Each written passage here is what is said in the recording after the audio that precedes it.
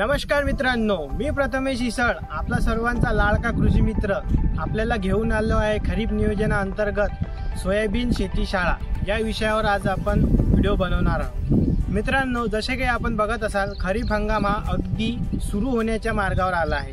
शेतकऱ्यांची पेरणीची वेळ झालेली आहे। त्यामध्ये विदर्भातील मुख्य पीक म्हणजे सोयाबीन आहे। त्या सोयाबीन पिकाविषयी आज आपण संपूर्ण माहिती बघणार आहोत। मित्रांनो, सोयाबीन हे आपल्या भारतातील मध्य प्रदेश आणि महाराष्ट्र या दोन प्रमुख राज्यांमध्ये सर्वाधिक पिकवले जाणारे पीक आहे। याच्यामध्ये 40% प्रोटीन सोबतच 20% तेल हे कंटेंट सोयाबीनचं असते। मित्रांनो, आज आपण सोयाबीन विषयी संपूर्ण नियोजन बघणार आहोत।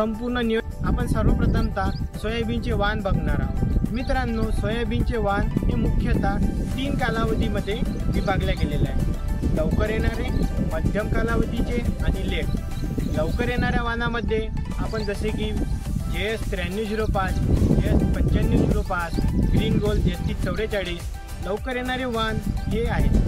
त्यामध्ये 90 दिवसाच्या आतमध्ये परिपक्व होणारे वाण हे मी जे सांगितले ते वाण आहेत। मध्यम कालावधीमध्ये येणारे वाण म्हणजे जे वाण 90 ते 100 दिवसाच्या कालावधीमध्ये येणारे वाण हे मध्यम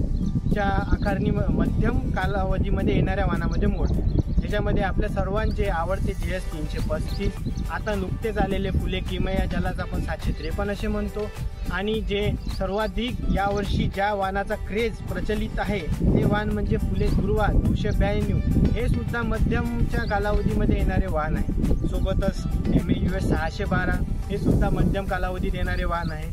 त्यानंतर आपण जास्त कालावधी देणारे वाण म्हणजेच की 100 पेक्षा अधिक जास्त दिवस ज्या वाणाला लागतात त्या वाणाविषयी बघणार आहोत। त्या वाणाविषयी बोलायचं जर म्हटलं तर महाराष्ट्रामध्ये गेल्या 3 वर्षापासून ज्या वाणाची मोठ्या प्रमाणात डिमांड आहे हे वाण म्हणजे फुले संगम ABS 726 असे वाण आपण त्याला म्हणतो। या वाणाचा कालावधी 100 ते 115 दिवसाच्या दरम्यान आहे।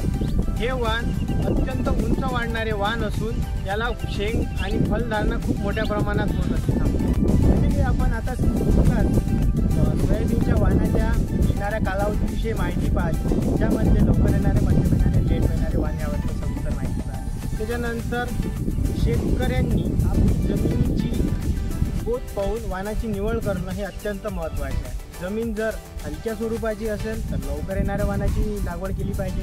जमीन मध्यम स्वरूपाची असेल तर मध्यम कालावधीत येणाऱ्या वाणाची लागवड केली पाहिजे। जमिनीमध्ये जर इरिगेशन म्हणजेच की पाण्याची सोय असेल, सिंचन व्यवस्था असेल, तर त्यासाठी आपण लॉंग ड्युरेशन व्हेरायटी जसे की फुले संगम झाले यासारखे वाणाची लागवड केली पाहिजे। मित्रांनो, वाण त्याला आपण त्याच्यानंतर सगळ्यात महत्त्वाचा मुद्दा असा की त्याचे आपल्याला बीज संकरीकरण म्हणजेच की सीड ट्रीटमेंट हे करणं अत्यंत महत्त्वाचं आहे। सीड ट्रीटमेंट करण्यासाठी आपल्याला FRI मेथड या मेथडचा अवलंब करायचा आहे। FRI मेथड म्हणजे नेमकं काय? F म्हणजे फंगीसाईड, I म्हणजे इन्सेक्टिसाईड, R म्हणजे रायझोबियम कल्चर। तर सर्वप्रथम फंगीसाईड म्हणजे बुरशीनाशक, जे आपल्याला स्वस्त दरामध्ये आपल्याला पुरणार अशा बुरशीनाशकाची आपण निवड करायला हवी। सोयाबीनच्या थैलीमध्ये येणारं थायरम 2.5 ग्राम प्रति किलो या बीज दराला आपण वापरू शकतो। सोबतच लाल कलरमध्ये सर्वांना माहीत असलेलं स्वस्तात मस्त स्टार्टअपचा, त्याच्यामध्ये कार्बेटेड मॅन्युअल हे कंटेंट असते, हे सुद्धा फळ क्षमतेसाठी, बुरशी नियंत्रणासाठी अत्यंत महत्त्वाचा रोल प्ले करतो। त्यानंतर व्हिटावॅक्स किंवा एव्हरगोल्ड हे अत्यंत फेमस सोयाबीनच्या जर्मिनेशनचे पर्सेंटेज वाढवते, हे आपण फंगीसाईडबद्दल बोलतो। त्याच्यानंतर गोल्ड किड हा अत्यंत महत्त्वाचा मुद्दा सोयाबीनचा झाला। त्याच्या नियोजनासाठी आपण इन्सेक्टिसाईड म्हणजेच कीटकनाशकाची सीड ट्रीटमेंट करणं अत्यंत महत्त्वाचे।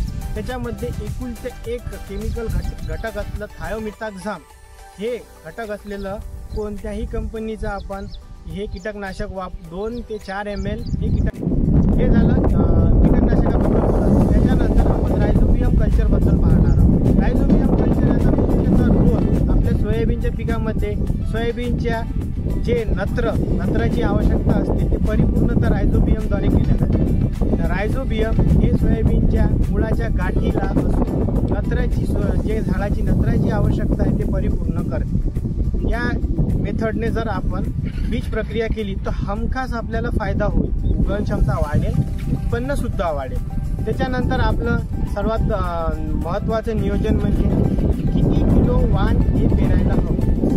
तर जसं की आपण जमिनीच्या नुसार वाणाची निवड केली, त्यासोबतच किती किलो वाण पेरायला हवं हे सुद्धा आपण बघायला हवं। साध्या जर पेरणी यंत्राने जर आपण पेरणीचे नियोजन करत असाल 25 ते 30 किलो हे अत्यंत योग्य बीज दर हा राहतो एका एकरासाठी। त्यानंतर येत्या कालावधीमध्ये खूप सारे शेतकरी नवनवीन शेतकरी आपल्या परिवारामध्ये मेथडचा वापर करतात, परिवारंपा पद्धतीचा वापर करतात, ज्यामध्ये पायाच्या किंवा हाताच्या साहाय्याने बीज हे हाताने लावल्या जाते। त्याच्यासाठी आपल्याला फक्त 15 ते 20 किलो बीज दर लागतो। सुरुवातीला फील्ड हे अशी पातळ दिसते, परंतु सर्व नियोजन व्यवस्थित जर केलं तर याचा नवीन मेथडचा उत्पन्न जास्त प्रमाणात। त्यानंतर मुख्यतः महाराष्ट्रामध्ये सोयाबीन हे पारंपरिक पीकमधून लागवड केल्या जाते, त्यामुळे शेतकरी हे करत नाही।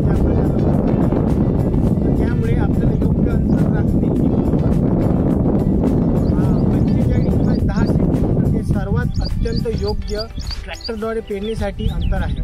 तसेच सरी वरंबा पद्धत म्हणजे BBF मेथडसाठी जर पेरायचं असेल तर 3.5 फुटाचा बेड पाडून आपण त्याच्यामध्ये डवऱ्याच्या साहाय्याने नाली करून त्याच्यावर 2 रांगा मजुराच्या साहाय्याने हाताने जर लागवड केली तर ते जवळपास 2 बाय 3.5चं असं अंतर होते। त्यामध्ये अत्यंत जास्त उत्पादन आपल्याला आढळून येते।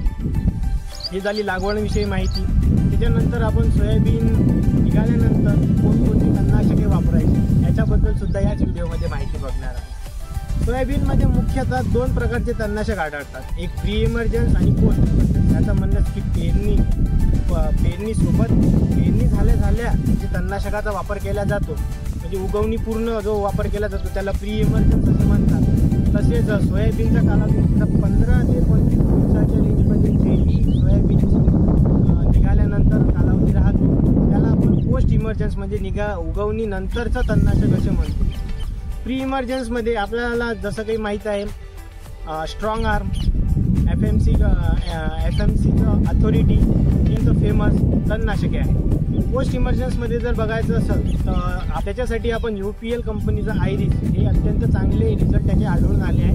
सोबतच तूर जर आपल्याला आंतरपीक म्हणून घेतलं असेल तर इमेजिथायपर कंटेंट असलेलं कोणत्याही कंपनीचं आपण तणनाशक वापरू शकतो।